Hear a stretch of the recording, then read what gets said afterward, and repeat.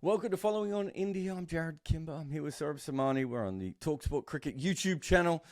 And I dare say we're going to talk a lot about a 19-year-old cricketer today. Saurabh, what were your thoughts on Sam Konstas before today, and what are they now? I actually tweeted this out before today because I wanted to make sure I do it before he plays. I said I have a gut feel he's going to do well.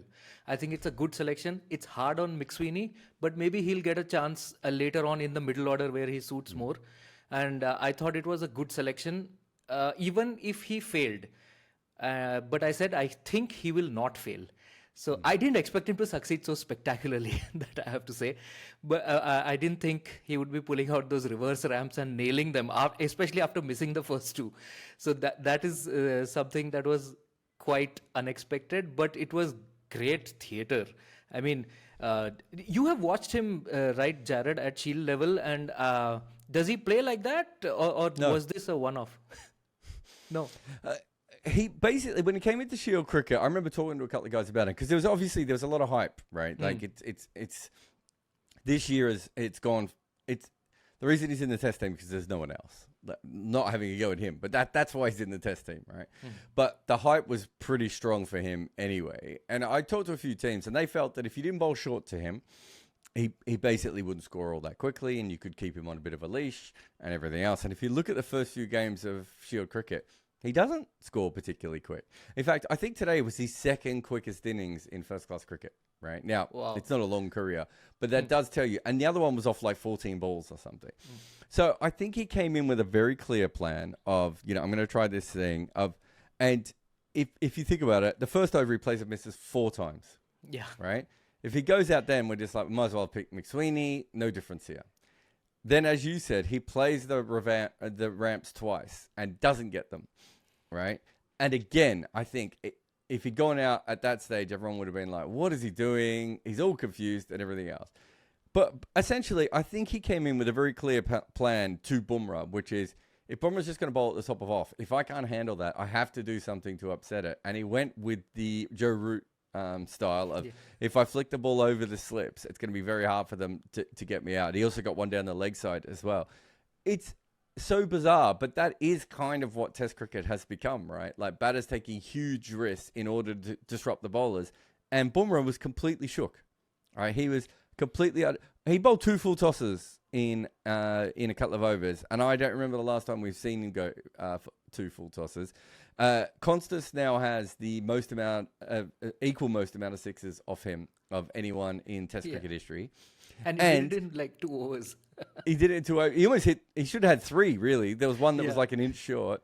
Yeah. And it was the first 6 off Jasprit Bumrah in Test cricket since 2021. Like, I it's think some so bizarre. 4,400 balls or something without a 6. And now it's ridiculous, isn't it? I have not seen. I mean, the most remarkable thing about Konstas' innings was that he shook Jasprit Bumrah. We thought that's not possible, right? And he can have an off day, but he still doesn't appear shook. Like he doesn't start bowling full tosses, like you said. He doesn't lose his game plan. But that's what happened with Konstas doing all of that around his crease. I think, like you said, he had a plan. It was almost like he saw the field, he saw the bowler. He knew obviously what Jasprit Bumrah is going to bowl, and he decided the best way to get runs is there, and the best way to take him off his rhythm is doing this. And he just, pulled it off. So hats off to him. Yeah, exciting career ahead. Even though, see, I know people are going to say that he was not. I saw control stats floating. Like I think he had only less than 60% control in the innings. But I do think there needs to be some nuance around that. Like the kind of risks he took were perhaps more of the kind where he would not have as much risk of getting out. Like he didn't look like there could be like a McSweeney innings. I mean, just to create a comparison from this series, a McSweeney innings where he's playing and missing at every ball, and that is the not in control thing that's happening. Here it was not in control with more like attacking shots, like out of the blue shots also, but it was to a plan. So I think that gives it more weight. Uh, Konstas' innings. Well, I did a live show at lunch, and people are like, "It's just slogging," and I was like, "This is not slogging." Like, Yeah. he clearly thought about exactly what he wanted to do to Jasprit Bumrah. Probably after he played missed. I don't think he would have done it just normally. Like, he might have done it later on, but he wouldn't have done it that early normally. But he clearly thought to himself, okay, if he traps me around off stump, what am I going to do? And he came up with a plan. And the reason we know it's such a clear plan is because he did something completely different to Siraj. His plan to Siraj was to charge down the wicket, which he did once or twice to Bumrah, but he did it way later on. I don't think he played a ramp or a scoop to Siraj, unless I'm mistaken. Like, almost every ramp and scoop was off Bumrah. So he's like, okay, so Bumrah's going to bowl at this angle with extra pace. I'm going to take it over the top. And with Siraj, I'm going to come down the wicket and I'm going to disrupt his length that way. That shows you, that's why, I mean, the control stats, I'm not saying the control stats are incorrect, because he clearly was. I mean, he played miss 4 times in the first over. He was never going to have good control stats, right? And he was playing a ball at one stage, so he should have missed a few balls. But when it comes down to it, you're watching him and you're like, no, he has thought about this. He has planned what is going to happen here. And then he's just gone absolutely ballistic with it. And then it worked, right? Like, if he goes out on that second scoop, the conversation is completely different. It's, as I said before, he's frazzled. He didn't know what he was doing. He had too much energy, and he's out. And it was just so important, right? Like, first hour of play, and Australia are 65 for no loss. The ball is only 12 overs old, but it's been beaten around like it's 20 overs old. Yeah. And Bumrah and Siraj are done with their first spells, and that first hour is so important, especially when you've lost the toss and you're bowling on a hot day. India would have needed Australia to be like 50 for 4 or something. Instead, they got 65 for no loss. And it just changed the whole tone of the day, right? I mean, obviously, like Jasprit Bumrah does, he came back at the end of the day to claw India back somewhat. Although I still think Australia are at a significant advantage already in the game. But it would have been, it could have been so much different if Australia had not picked Konstas and they'd gone with McSweeney. No doubt. Absolutely no doubt. And I just want to talk about one other thing too, about the control stats and everything else. I had this argument with this guy on Twitter recently. He didn't really understand risk and reward in Test cricket, because he comes from the old school, and he was like, no, he was talking about the fact that Travis Head, I can't remember, might have been in the Adelaide innings. He's like, we got an edge through slip, so it wasn't a good innings, and he should have been caught, and Rishabh Pant didn't get it. And I said, but the reason it wasn't caught is because there wasn't a first slip there. And he goes, yeah, but there could have been. I said, yes, but there wasn't, because he'd been smashing the ball everywhere. Today, we saw Konstas get an edge that should have gone to third slip. Might not have been caught. It was really low. It would have just carried to third slip. Who knows if it would have been caught. But third slip was 50 meters away on the third boundary because of the way he'd been playing. That is what attacking players do. And that's the impact that they have on games, right? And that's exactly what we saw there. So I thought that was absolutely incredible. But let's talk about everything. He runs out to bat. Literally runs out to the middle. He looked like a puppy. Right? He's got this incredible lip thing, or Elvis Presley lip curl that he keeps coming up with. He mumbles to himself while he's batting. He asked the crowd to cheer him on at one stage when he was hitting boundaries. He got into a fight with Virat Kohli on the field, where Virat Kohli ran through him, because Virat Kohli was shook by him as well. He then goes out, right? And he put them in a good position, but he didn't win the game for them or anything, right? He put them in a decent position. Could have made 100. Obviously, that wasn't what he was looking for. And then he goes off, and instead of just hiding in the change room or going in the nets or whatever, he just signs autographs and takes selfies forever on the big screen. And then smiles every time he's on the big screen. Like, he's excited that he's up there. This is, in every way, it's almost nothing like anything we've seen before.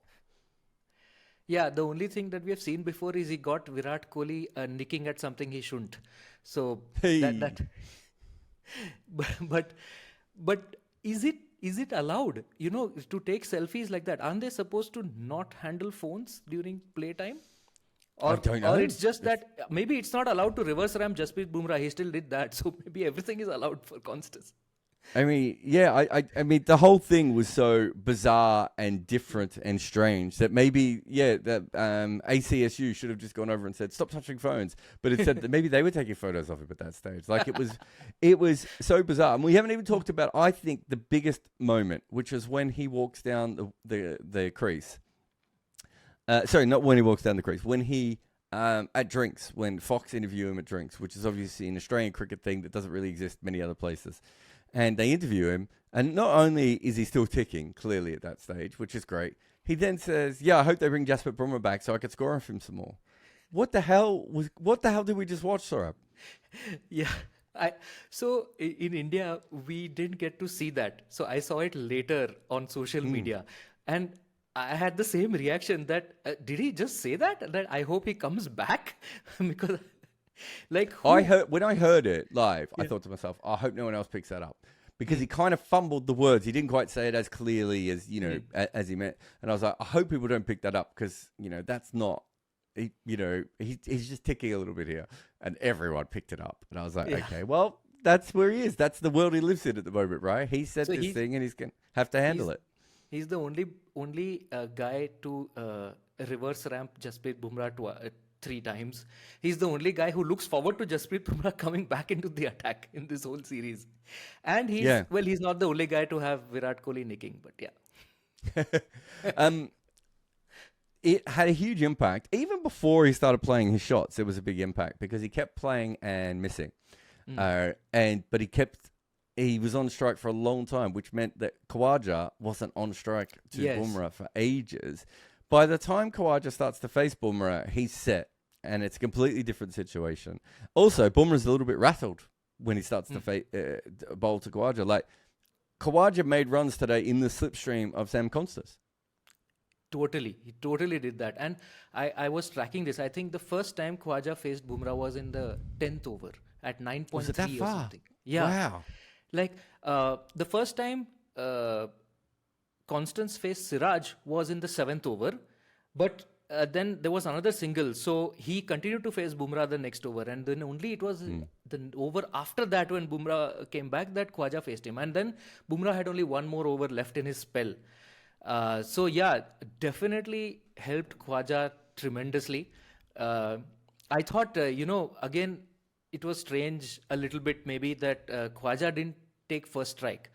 Because this guy is 19 and he's, making his debut in front of 87,000 people against the best bowler in the world.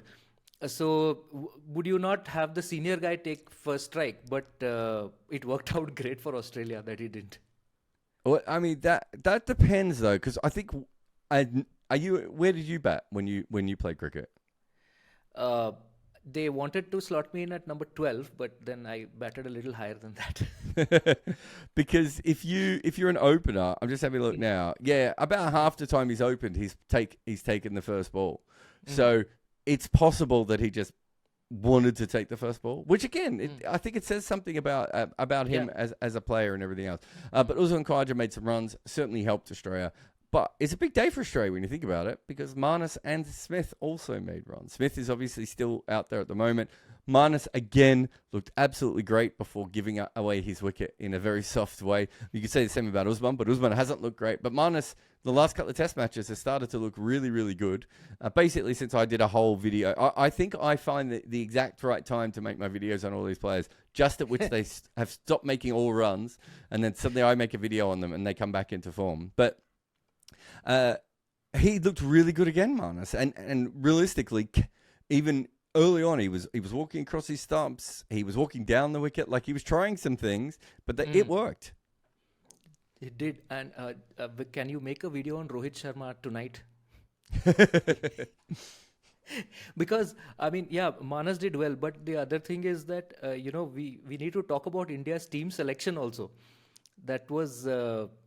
Well, okay, let's go. What did you think of Washington Sundar coming in for Shubman Gill? I thought they were just trying to hedge their bets so much and cover every eventuality that they have ended up maybe leaving themselves short of covering any. It's Shubman Gill being dropped is... see, if you had to drop a batsman, then is Shubman Gill the guy you would have dropped first on form? On form, no. No. You can't drop Rahul and Jaiswal because they are the only two. Rahul, of course, you can't drop. He's been India's best batter in this series. Jaiswal has played India's most significant innings this series, so you can't drop him. So that leaves just two guys. That is Rohit Sharma and Virat Kohli, apart from Gill. So obviously they have decided they can't drop those two, which is why they have dropped Gill. Now they want to shore up the bowling, but they also don't want to do it at the expense of a very weak batting order, which is why I think Washington Sundar comes in rather than a Prasidh Krishna, which the pitch might have demanded another bowler. Or maybe there is something to be said for the hot day, that if there's going to be 5 hot days, then maybe a second spinner makes sense. But the thing is, if you're looking for 20 wickets, then I think you should go with a Prasidh Krishna rather than a Washington Sundar. Or a Ravindra Jadeja. I mean, one of the two. You have one of the two in the team, and the rest 4 have to be bowlers. But none of India's fast bowlers can bat, although, yeah, Akashdeep and Jasprit Bumrah might take issue with that after what they did in Brisbane. But overall, none of India's fast bowlers can bat that well, whereas the spinners can. Even the guy who has replaced Ashwin, Tanush Kotian, he's a good batter in domestic cricket. So all India's spinners can bat. So I think they just try to do too many things, and that's the fallout of actually the batting order not firing. That's why you need to shore up the batting. You want another bowler also, but you can't have everything. So what did you make of it? Were you also surprised by Shubman Gill's omission, or did you expect massively. it? I did not expect them to do that. I thought Washington might come in for Nitesh Reddy. And, they might go from that perspective. The thing is that there were lots of people, lots of Indian fans complaining about Rohit's captaincy, and I was like, guys, he's got 6 bowlers. Yeah, every decision he's going to make is going to annoy you, because when you have 6 bowlers, 2 guys are going to get screwed over, maybe 3 guys are going to get screwed over, and everyone's still going to say he should just bowl Bumrah more all the way through anyway. So look, it's a no-win situation, right? It really is. I just thought it was bizarre. Where I like it is that I think it shows that they're finally, especially overseas, embracing the fact that they can do flexible lineups. Right? Like, I like that idea that they're finally going, no, we can do this. Washington Sundar can make runs. And now we're going to bat all the way down the order. And it gives us versatility. We can do match-up spin bowling if we want. Nitesh Reddy can bowl. And, we know that his kind of bowlers sometimes do very well at the MCG. Didn't today, but sometimes his kind of bowlers do quite well, nibbling it around type bowlers. So I think it gives them good flexibility. But as you said, essentially, for Melbourne, as it's currently being played, they have 3 frontline bowlers and 3 guys who are probably more secondary. And so they've got a lot of them, and they have to work out how to bowl them. It just doesn't look good. I agree with you in principle. It looks as frazzled as perhaps India did when they were bowling to I think, Konstas. if I have to put it in one line, they have picked an 11 that minimizes losing rather than picking an 11 that maximizes winning. Because if you are batting down till Washington Sundar at 8, then you have that security that maybe you can get enough runs to not lose. Yeah. No, look, I completely get that. I think in the end they essentially 3 seam bowlers and 1 good spinner, and in this case 2 good spinners, should be enough anyway, right? Like, I mean, Australia, that's what Australia has been picking for a very long time, and it's essentially Australia's lineup. I mean, Mitch Marsh barely bowls, right? It should be enough. So the idea of needing 4 seamers, I think, is always...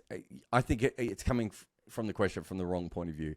But Shubman Gill was a very good player up very recently in Test cricket, and it seems weird to drop him. And as you said, he's essentially been dropped because his captain isn't making any runs, which is always more uncomfortable. But if we're getting to a period of cricket where India is willing to back their talent all the time and not just 11 players over and over again, I don't think that's a bad thing, even if they make the odd mistake. All right, tomorrow what do you see happening tomorrow? We saw a comeback from India. Bumrah bowled quite well. I thought India actually bowled really well in the second session, to pull it back. Even after Konstas went out, at times they bowled really well. They just couldn't quite. There was still something in the pitch. It looks like it's a little bit better to bat on now, but that second new ball's got the wicket straight away. What do we expect to see now? Look, I like that they gave Akashdeep the second new ball alongside Bumrah. I think he's earned it. So tomorrow, I think if India need to make a match of it, they need to get the remaining four wickets. Is it? Yeah, 4 wickets quickly. Within 350, they need to get Australia all out, because if Australia get beyond that, then it's going to be really tough. I still think there is something in the pitch, but I asked Karthik Krishnaswamy about this, that it seems like there is bounce in the pitch, but why are the edges not carrying? So he was like, it is bounce but not pacey. So this is one of the few times where generally, pace and bounce go together. But this is one of the few times where it's possibly a kind of pitch where there isn't, it is slower, but there is still bounce. And with the Australia's fast bowlers having the greater height and pace, I think they could exploit that a little bit more than India's fast bowlers could. So it's not going to be easy for India batting already, because the batting is in shaky form. I mean, if the batting was purring and ticking along well, then maybe it wouldn't have been such a big thing. But it's going to be difficult, which is why they need to wrap the Australian innings up quite quickly. And if they don't, then they are in for a long day. Maybe it'll be good that they bat till number 8 if they don't wrap up Australia quickly. Yeah, I think you're right. I think the pitch could favour the Australian bowlers a lot more. It'd be interesting to see if Jaiswal or Rishabh Pant try a similar method as well, of just disrupting the bowlers completely and going for it from that point of view. Nitish Reddy tried that against Boland, right, in Adelaide, and it sort of came off. So maybe Boland is the one that kind of makes the most sense against. Yes. But I think you can upset Cummins and Stark as well. But I don't think you can let the Australians just bowl at you on the surface. Certainly not Boland. I don't think you can ever let Boland bowl at you. You should always be trying something crazy against him. All right, that's us done for today. Saurabh Samani there, Jarrod Kimber here. We'll be back following on India again tomorrow after the close of play here on talkSPORT's Cricket YouTube channel.